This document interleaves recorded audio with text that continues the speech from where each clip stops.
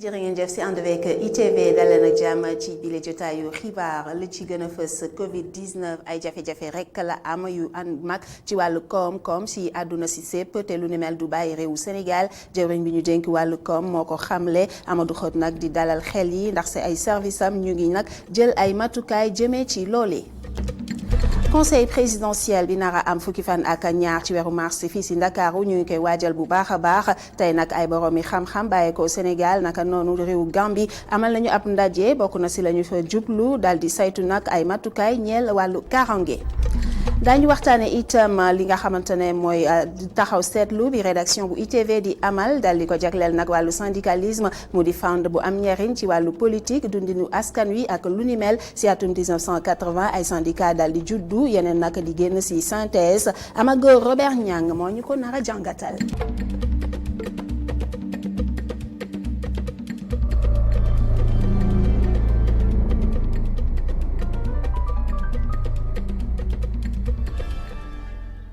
ñu tàmbale ko rek ak Marème Diagne di étudiante ba ñu faat ca Thiès moom daal dinañ ko denc ni ki tey foofee nag ca Thiès tey dañoo meloon ni ku def benn say ndax bokk na ci mbokk yi xarit yi naka noonu am di jàmm yi daal di ñëw teewee lu ni mel foofee nag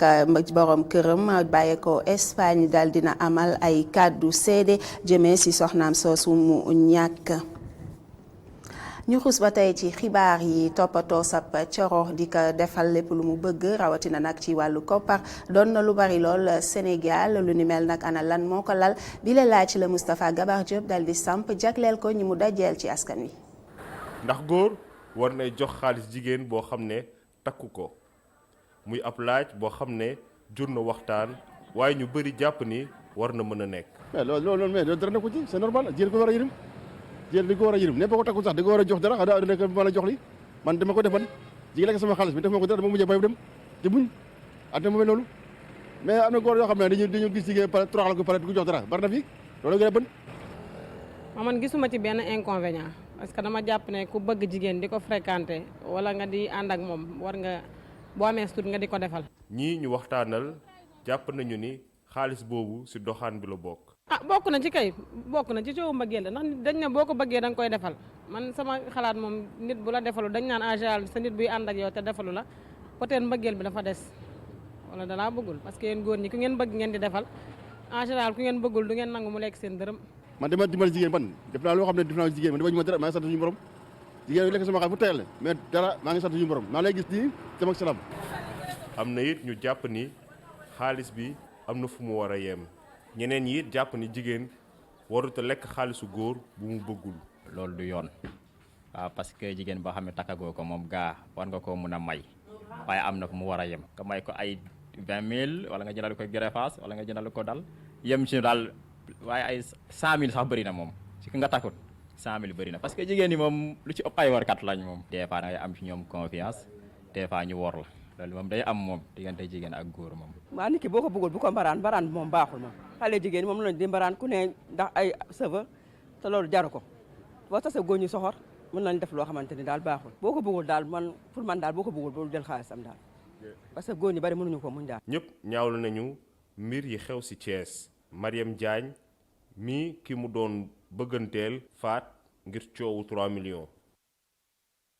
gannaaw xibaar bi fii jiboon nag ñaar fukki fan ni ki tey ci weeru mars fukki fan ci weeru mars ngeen baal ma tey këru yëglekaay yu bari dal di koy fësal jëmee nag ci gune googu nga xamante ne dañu ko sàkku ñuy wax ci taxaw gi ca l'hôpital Albert Royer gannaaw nag ba ñu ko sayto kilifa yooyee nekk ci bile hôpital dal dinañuy weddi lu ni mel ba mu set wecc xamle rek ne xale bu jigéen boobee ñëwu fa kenn seetu ko te lu ni mel amul benn yoon Malick Faye mooy njiital commission bu Albert waaye ñu teewul ko. bëgg a wax ne man damay wax ci turu personnel médical ak paramédical bu Albert Royer di wax aussi ci turu directrice pour wax ne xibaar bi ñu jot jël ay images yu mel noonu di ko def ci réseaux sociaux yi que ni waxtaan naa ak chef de service su chirurgie waxtaan naa ak responsable SAU waxtaan naa ak chef de service responsable pédiatrie ñoom ñëpp li ñu wax mooy lii xale boobu consulté wuñ ko Albert Royer hospitalisé wuñ ko Albert Royer loolu moom lu leer la ça veut dire que mësuñu koo gis Albert Royer donc image yooyu xamuñu fu mu jógee mais jógewul fii ci hôpital bi mais bu loolu weesoo aussi dama bëgg a ñaax nit ñi ñu def ndànk ci li ñu def parce que information yu mel noonu boo ko amee da nga ko war a càmbar ba xam fi mu jógee avant nga koy diffuser loolu mooy benn ñaareel bi aussi pour wax nit ñi ne image yu mel ni kenn waru koo di diffuser di ko partager parce que quand même ab xaleel la sa nit ki dañ ko war a sàng sutura et médecin pharmacien dentiste ou paramédical bu nekk xam na ne sàng sutura nit loolu am solo la quoi ñi ko filmer moom seen responsabilité la ñu engagé te bi ñu koy def aussi defuñu ko ci turu personnel médical ou paramédical bi nga xamante ne ci la ñu nekk donc encore une fois nañu def attention ci image yi parce que amul benn njëriñ ci askan bi. jëmee ci woppi coronavirus ki nga xamante ne dañoo njottoon ne dafa amee boobule feebar Institut Pasteur dal dina xamal ministère bi yore wàllu wér-gu-yaram ne amul boobule feebar ñetti nit yi nga xamante ne nag ñoo ko amee ñoom ñu ngay tane bu baax a baax lu ni mel moo di leeral yi nga xamante ne docteur Aloyse Waly Diouf njiital cabinet bu ministre bi yor wàllu wér-gu-yaram dal dina koy andi ci micro Mame Abdou Gaye Kassé Moussa Fall. Ministère de la santé et de l'action sociale jot na ci Institut Pasteur benn résultat boobu ñu jot résultat bu négatif la loolu di wane ne ñu ngi continuer di def suivi cas yi mais surtout di def surveillance épidémiologique li ci am mooy malades yi nga xam ne ñu ngi service maladie infectieuse mi suñu ñetti malades yooyu nga xam ne dañu positifoon ñoom tamit seen ñu ngi continuer traitement bi seen wér-gu-yaram mu ngi jëm kanam te xam nañ ne suba normalement war nañu defaat deuxième contrôle ci benn malade parce que malade bi ñu jotoon a génnee keroog il a fallu ñu def 2 contrôles mu négatif ñu soog ko génne donc si benn malade dinañ def deuxième contrôle suba ñu ngi ñaan yàlla mu mën a nekk contrôle bu négatif ndax moom tamit mu génn ci loolu dama bëgg rek wax ne ànd ak ministère de la santé et de l'action sociale dellu di ñaaxaat ñëpp ci vigilance bi muy personnel de santé bi muy aussi population bi parce que seetlu nañ ne coronavirus ni mu xewe woon ci ay fan yu jàll nii ñu nekk nekk à l'actualité foo tourner ci rajo yi ci télé yi ñu ciy wax dafa mel ni dañu xaw a wàññi suñu vigilance ci boor boobu nañu continuer di sensibiliser askan wi nañu continuer di ko def ci sujet de discussion pour que ñun ñëpp ñu mën a garder la même vigilance pour mën a xeex feebar bi. ngir jàmmarloo ak woppi coronavirus googee nag kuréel gi ëmb imam yi fii ci Sénégal ñoom ci seen lëkkaloo ak këru diine yi daal dinañuy sàkku ci askan wi ñu jël seen matukaay tey moytandiku bu baax a baax ñoom ñooñee nag daal dinañuy artu jëmee ci ñi nga xamante ne dañuy fësal ay xibaar wala sax ay ñaan yu wérul Mame Cheikh Mbacké la ñuy teewlu ci micro Adama Sarr Barasso. ñu ngi woo population peuple Sénégal. ak mbooleem ci xeeti maanaam waaso yi ak mbooleem ci xeeti maanaam xeet yi ak fu ñu mën a doon ak mbooleem association yi ak mbooleem diine yi ñoom ñëpp ñu ngi leen laabire di leen woo mooy ñu gën a fekk seen bopp gën a ñoŋal seen bopp ci lépp loo xam ne bu ñu leen waxee ne leen lii nañ ko def bu ñu ko defee loolu dana tax corona bi duñ ko gis loolu kuréel gi mi ngi ci woo mbooleem xeeti Sénégal yi maanaam ak fu ñu mën a nekk ñu tënk sukkandiku ci loolu ndax loolu dana bokk ci li nga xam ne yàlla mën nañu dimbali ba feebar miy wàllee ak di wéy ak di law bu kenn ku ne sukkandikoo ci li nga xam moom la ñuy digal ci médecins yi ak li nga xam moom la ñuy digal ci kilifa yi jàpp nañu boobaa peste bi wala mbas mi am du wàllate kenn te loolu bokk na ca yu bare yoo xam mooy ak cet naka noonu bokk na ca di moytu bërëb yi nga xam ne am na fa nga bañ faa dem bokk na ca maanaam di seetal sa yére naka noonu bokk na ca ñi nga xam ne moo xam médecine traditionnelle la ñuy def wala leneen la ñuy def commencé ñoom tamit génnee seen i ni ñu ko mën a waxee seen i ordonnance commencé di ko joxe naan lii koo def ku naan xas sàngam ku naan nangam nan la ci moytu yooyu itam ñu ngi leen wax ne nañ ragal yàlla subhanahu Covid-19 ak yàqu-yàqu yu bari la mën a andi ci koom-koomu réew yi ci àdduna si sépp te lu ni mel bu amee du bàyyi réewu Sénégal suñu sukkandikoo ci Amadou Hott moom ministre boobee ñu dénk fii ci Sénégal wàllu koom gi nag mi ngi dalal xel yi di xamle rek ne ay service am ñu ngi jël ay matukaay ngir jàmmarloo ak lu ni mel Amadou Hott la ñuy teewlu ci micro Cheikh Assana Fall Moussa Fall. croissance bi dina wàññi ak à peu près 0,5% ci niveau mondial bon dina impact bu xaw a ndaw la. loolu nag ala kulli xaalin foog mu laal dëkk yëpp parce que dëkk boo gis di nga gis avantage wala sa inconvénient wante commerce mondial su wàññeekoo wala commerce wàññeeku ci biir dëkk activité xaw a wàññeeku tuuti foog mu laal croissance tuuti rek mais ñun suñu service yi ñun xamaguñu exactement naka la ñuy laalee ñu ngi def études yi ñu ngi def ay enquêtes rencontrer opérateurs yi pour mun ci am lu leer nga xam ne balaa ñu ciy wax dinañ xam exactement lii la mun a jël aussi ay matuwaay yoo xam ne dina gën a mun a jàppale opérateur économique yi mun a jàppale suñu dëkk aussi. yile kàddu Amadou Hott mi ngi ko yëkkati ca ba ñu ko doon déglu ni ki tey ci Haut Conseil des collectivités territoriales moom Amadou Hott nag la mu jàpp mu di goxaan yi dañoo war a gën a lëkkaloo bu ko defee ñu gaaw gën a mën a suqaliku wala le nag moo leen di may sax ñu gaaw a jot ci li nga xamante ne moo di ay financement moom moomee di Amadou Hott nag ni ki tey la doon jànnoo ak Haut Conseil yi dal di leen xamal rek ne li mu gëm ba gëm mooy nag dañoo war a fexe gën a joxante loxo ngir rek goxaan yi daal di gën a yem si seen suqaliku. ñu wéy ba tey ci xibaar yi daal di xamle rek ne société civile ñi nga xamante ne nag ñoo di bailleurs yi doon leen joxi koppar ñoom dafa mel ni dañuy gën a rocceeku ndànk-ndànk lu ni mel nag la Kongad daal di xamle ci ab lël bu mu amaloon ni ki tey ci suba ca Saly Aliou Kane. seetlu bi mooy bailleurs yi ñoom daal dañoo wàññi bu baax a baax koppar yi nga xamante ne dañ koy faral di jox société civile bi ngir daal ñu wéyal seeni liggéey bokk na ci li ko indi muy ñi bokk ci société civile tàggat bi dafa des bu baax a baax ngir am ay résultats ci projet yi nga xamante ne bi daal sumb nañ ko. léegi nag ci njeexital bi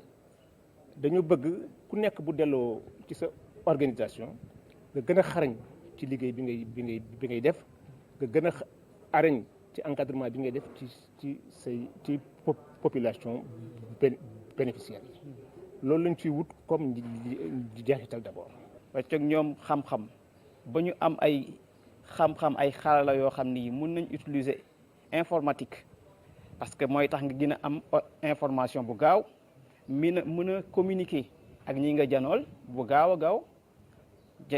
communiquer ak ñoom bu baax dina tax ñu wóolu la gën la wóolu ëllëg si biir bu ñu amaatee yeneen financement mais yow la ñuy jëkk xalaat bala ñuy xalaat keneen. li ñu wàññi nag financement yi am na ay jeexital ci biir askan wi rawatina nag ci wàllu wér-gi-yaram. ñi daan jàppale nguur gi ci wàllu faj bu bët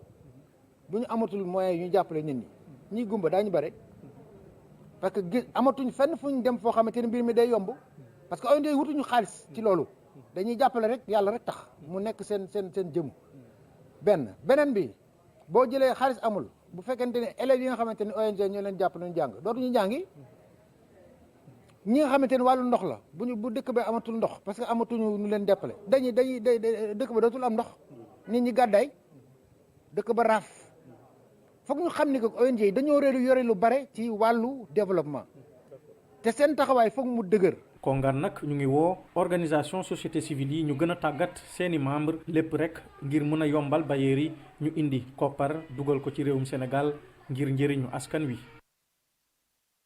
layo bi dox ci diggante ministre bi yu dénk wàllu njàng mu kawe mi di Cheikh Oumar Anne ak taskatu xibaar bi di Pape Alé Niang ak itam ki fi nekkoon jiital OFNAC di Nafi Ngom Keïta mujjuta am ni ki tey ji boobu le procès nag dañu ko dàq ba ñaar fukki fan ak ñeent ci weeru mars maître Baboucar Cissé mooy ki layool maître Cheikh Oumar Anne ñu teewlu ko ci micro Aliou Diouf.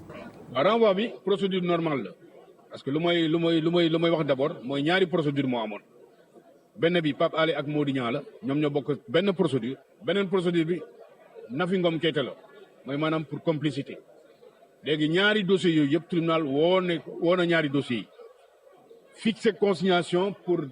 chaque dossier 50 000 francs 50 000 francs mu renvoyé ko ba le 24 mars ne léegi nag Cheikh Oumar Anne da ngay fay consignation yi boo fayee le 24 mars ngay indi luy wone ne que fay nga consignation maanaam justificatif léegi nag buñ ko indee le 24 mars à partir de ce moment là tribunal day saisir régulièrement ni ma leen ko junjee ci bopp xibaar yi conseil présidentiel bi war a am fii si Ndakaaru fukki fan ak ñaar ci weeru mars ñu ngi koy waajal bu baax a baax ni ki tey nag la ab ndaje dal di am dox si diggante ay boromi xam-xam yu bàyyeekoo réewu Sénégal ak itam réewu Gambie bokk na sa lañ fa waxtaane mu di nees mën a def ba andi ay saafara jëme ci wàllu karange Abdourahmane li teewe woon na ko. bile conseil présidentiel li ko tax a jóg moo di wëyal bëgg-bëggu ñaari dëkk yi le ngir amal ay waxtaan yuy wëy mu di ñaareel bi yoon ñu amal mbir yu ni mel bu mayoon sax ñaari dëkk yooyee xaatimoon ci ay accord yu bëri. ci bile conseil présidentiel bu dajale ay experts yu nekkee Sénégal ak Gambie waxtaanee nañu fi li jëm ci wàllum kaaraange ak dox séyité ci jàmm diggante Sénégal ak Gambie. édition bu ci nekk dañuy xool li nga xam ne rek moo gën a soxal ñaari réew yi ci jamono boobu ñu toog waxtaanee ko. édition ren bi question sécurité danañ ci waxtaanee ndax ñëpp xam nañ ne ci Afrique sowu jant jamono yi ñu toll sécurité loo xam ne la lu am solo la ci réew yi. danañ waxtaanee également dem ak dikk bi ci diggante ñaari xeet yi sénégalais yi bëgg a dem Gambie Gambiens yi bëgg ñëw Sénégal mën a yomb lool. danañ waxtaanee également diggante ci mbiru jënd ak jaay commerce ndax Afrique xam nañ ne dañoo jël décision boo xam ne fi mu ne nii jënd ak jaay daanaka ci biir Afrique yëpp dañ ko libéré mooy kum neex mën nga dem ci réew mu la neex di fa jënd di fa jaay. muy ay borom xam-xam yu nar a indi ay tontu ci yooyee mbir balaa ëngamloo bi nar a boole njiitu réew yi ci fukki fan ak ñaar ci weeru mars bi ñu ne mu di doxalin boo nga xamante ni jubluwaay bi moo di gën a dëgëral diggante ñaari dëkk yi la. Sénégal ak Gambie benn dëkk la bon benn peuple la bon héritage colonial bi rek mooy différence bi donc pour ñu ñëw ensemble seet yan jéego lañ mën a jël pour avancer ñaari réew yi. dans le domaine du développement humain et aussi dans les politiques et de la coopération bilatérale. Je crois que important na pour ñaari njiiti réew yi ak seeni ministre ak seeni experts di toog de temps en temps pour di xool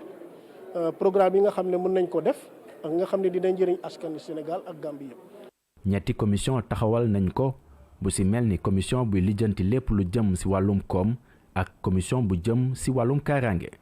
mu di ay borom xam-xam yu nar a indi kon ay tontu ci jafe-jafe bu ñaari dëkk yi le di jànkonteel wala ay mbir yu ñu yitewoo. Abdourahmane Ly jërëjëf yegsi nañu ci taxaw seetlu bi nga xamante ne rédaction bu ITV dafa koy amal jëmee ci moom gi ñu moom suñu bopp ak léegi tey nag ñu daal di koy jagleel wàllu syndicalisme mu doon fànn bu am solo ci wàllu politique ci dundinu askan bi ba ci sax jokkalante ci diggante réew yi ci atum 1980 nag mu am ay syndicats yu daal di juddu waaye ci boobule at mu am ay syndicats yu di génn ci synthèse Amago Robert Niang Souleymane Diallo ak Souleymane Meng ñoo ñu koy jàngatal. 1960 ba 2020 juróom benn fukki at ginnaaw bu Sénégal moomee boppam cëslaayu indépendance bi ci ITV.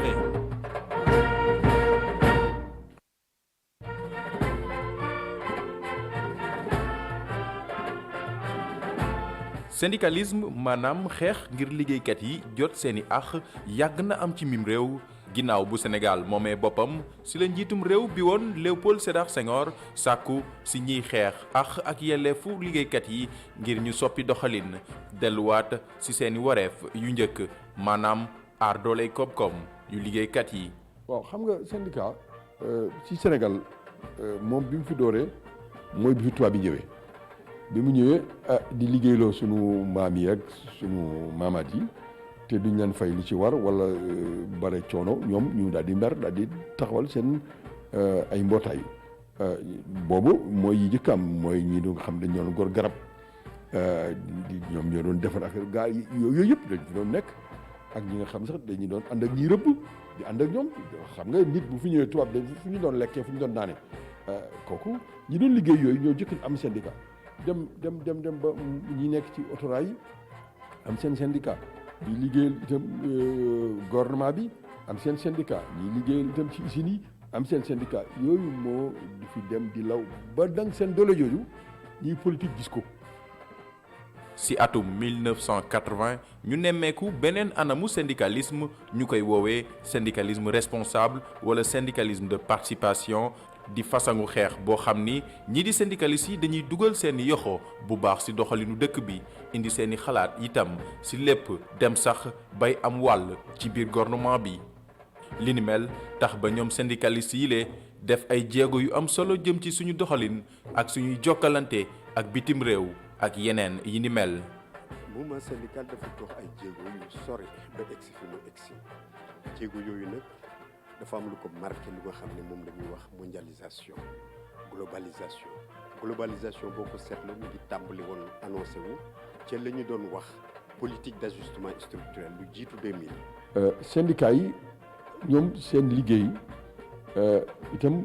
génn na sax ci réew mi dem law ba nga xam ni gouvernement yi yenn saa yi dañuy waxtaan ak ñoom ngir seet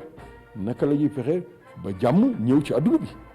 waaw xam nga tey jii mbirum suñu mbokk yi jóge fii dem tukki tumuranke syndicat yi dañ ciy wax bon seen liggéey macha allah liggéey bu yaatu la.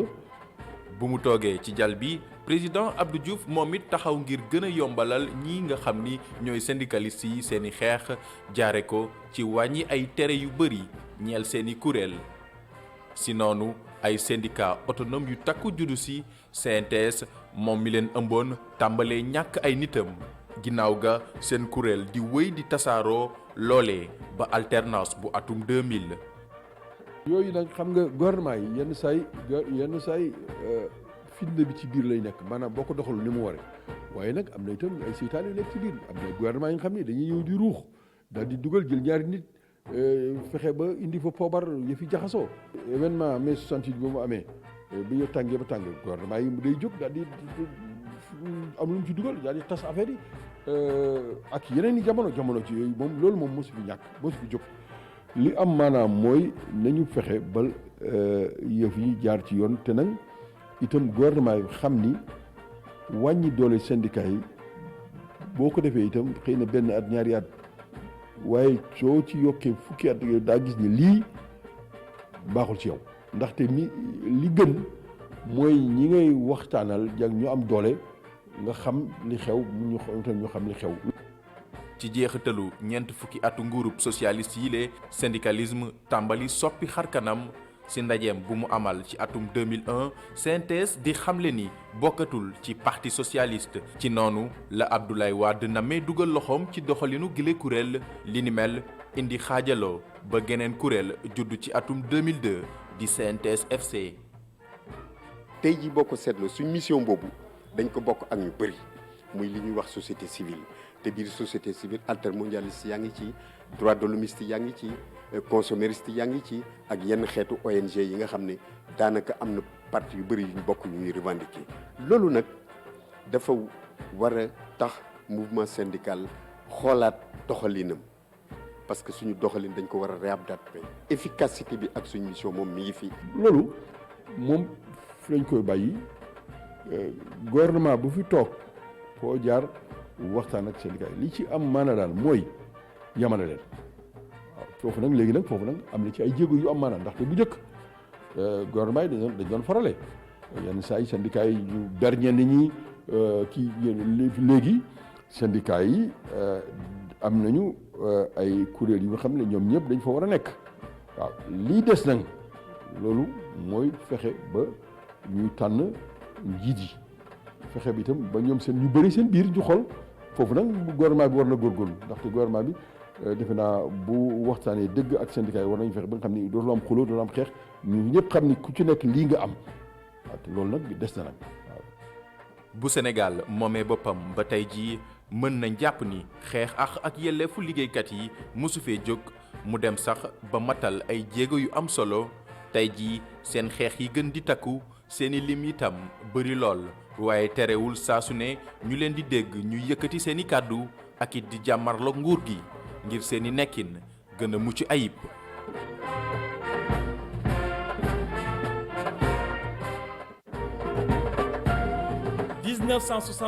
ba 2020 juróom benn fukki at ginnaaw bu Sénégal moomee boppam